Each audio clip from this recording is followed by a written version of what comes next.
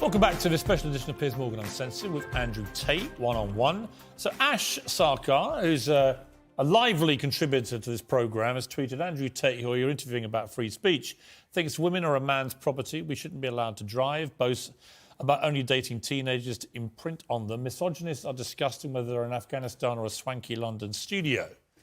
Am I a misogynist, am I? I don't think... First of the things she said, I don't even truly believe. If you're prepared to listen to me, I'll explain to you exactly why she's completely and utterly wrong.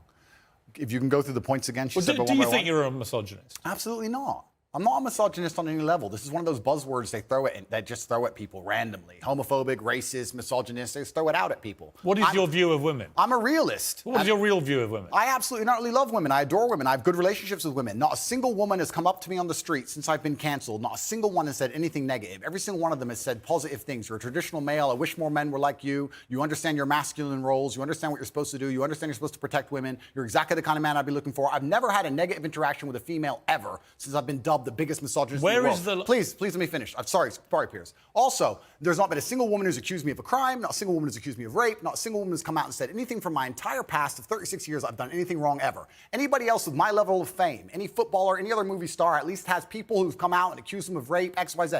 I have no woman who's come out and ever said I've hurt her, no woman who's come out and ever said I've done damage to her or been horrible to her. Everybody who ever interacted with me has said I've been a nice person. All of them. So this random Twitter nobody who seems to know so much is full of... All right, you've responded to her tweet. Yeah, she's a liar. But where is the line for you between masculinity, which I will always defend, and which I agree with? I think a lot of women like men to be masculine, and what has become known as toxic masculinity. And the reason I ask you is that you are engaged in that debate with men all the time. Where is the line for you where men shouldn't cross, where the behaviour should be kept within a line? Please define toxic masculinity. Well, you tell me what you think it crosses a line from being a masculine, good man to a bad man. There's no such thing as too much masculinity if it's genuinely masculine. Genuine masculinity is not out here to hurt people. It's absolutely the opposite. It's out here to protect. And when bad things happen, they call traditionally masculine men. If you need a firefighter, you need a masculine man. When you call the police because of the problem you have, you want masculine men. And as soon as a woman or a man is in trouble, when you look for backup, you look for masculine men. And masculine men have a duty to provide and protect those they care about. We have a duty to do things we don't feel like doing because we know we're supposed to do them. And that's why we stayed in the Titanic and died. Those were masculine men. Where did you get your views about this from? This is what I grew up with. It's the family I grew up around. And your father, your mother? Yeah, both? and the world I lived in. And I think a lot of the things I'm saying now about masculinity and how people should act in the world, how the world should function, were considered completely normal and accepted by everybody only 20 years ago. I think the world's just lost its mind. For me to stand up and say a man should protect a woman now gets to be called a misogynist and canceled. If I said that 10 years ago, everyone would say, duh. And what's funny is, everyone who argues against me and says men shouldn't protect women, especially all the feminists, if they were with their boyfriend and a man broke into their house, guess who they'd expect to go downstairs? Who do you think? Think they go themselves? Are they going to Afghanistan? No, we send men to do these things. So well, we send women in the armed forces too.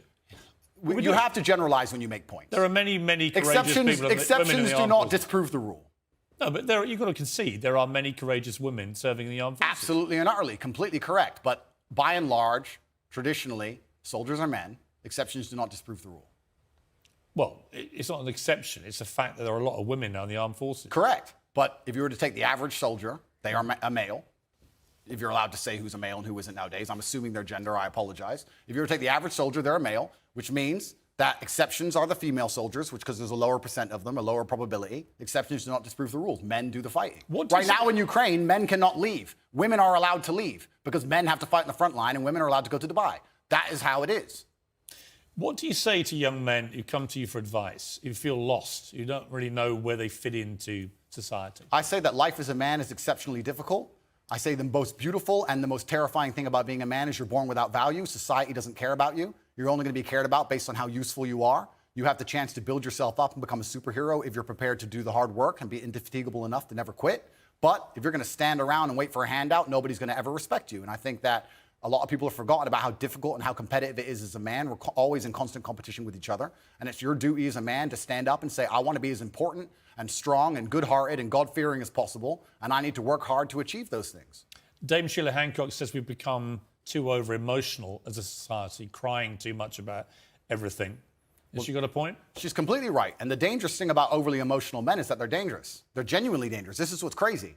All these people who talk about toxic masculinity and how bad it is for men to be traditionally masculine. A traditionally masculine man does things he doesn't feel like doing because it is his duty to do them. He charges into the building because it is his duty. Not because he feels like it, because it is his duty. We're now teaching the new generation of men that they don't have duty and they can just act on their feelings and act how they feel, and they don't have to act as a man should. Do you know what happens when you get men who just act how they feel?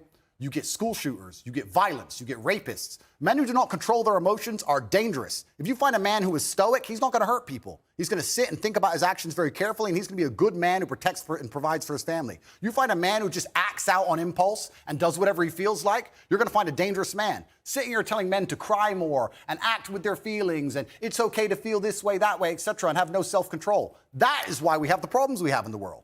Absolutely and utterly wrong. So when they talk about toxic masculinity, they have it completely inversed on its head, completely and utterly wrong. We need to be teaching stoicism. We need to be teaching young men to understand that the world is very, very difficult. It's hard to be a man. You're going to feel bad sometimes. You just suck it up and perform anyway. Not to sit there and cry your eyes out or blame other people. Tough being a woman too in modern society. It's certainly tough being a woman, but I'm not a woman, so why would I speak on issues I do not understand? I'm a man. You can feel an empathy for women. I feel empathy, certainly, but I do not understand their issues. See, a lot of men come up to me and they admire you. I've got to say, a lot of women I've spoken to don't admire. They think you represent misogyny. They think when they hear you not commit to saying the Taliban shouldn't be banning women from university education, well, why can't he just say that's wrong? Well, firstly, that's not my experience. I experience the absolute and utter opposite of that. Secondly, it's because it's a moral point I'm making. My moral point is I speak on things I understand. I speak on experiences I've had. But you believe in equality? I speak on subjects I know intimately. I do not feel qualified. I'm a realist, and I do not feel qualified to sit and discuss the gender laws in Afghanistan. I have not been to Afghanistan. I have not researched the subject thoroughly. I'm not going to sit here and say how the Taliban should be running their country. It's nothing to do with me. I find it quite flattering, Piers, that although, I understand I'm monumentally influential, the most Google man on earth, etc., I find it very flattering that you think I have some kind of control over the domestic policy of Afghanistan. But I assure you I don't. I don't. No, so it's nothing to do with I'm not asking you to have a view on having influence of a domestic policy. I'm sure the Taliban couldn't give a stuff what either of us say about it. It's just curious to me that it's an easy win for you to make women think you're not anti them, to say that when they're not given equality, as the women in Afghanistan clearly are not, because they're not allowed to go to university now, as of today, that is clearly unequal, unfair. We should all be able to agree that that is wrong. Well, certainly, as a realist... Even you, tough guy Andrew It's Tate. not tough guy. I am a professional. As a professional, I can state that, yes, it is not equal. Yes, it is not fair. That is obvious for anybody. I'm not saying those things are not true. What I'm saying is it's nothing to do with me. Right, OK, but you made a concession you think is wrong then. I said it's unequal and it's unfair. Yeah, so wrong.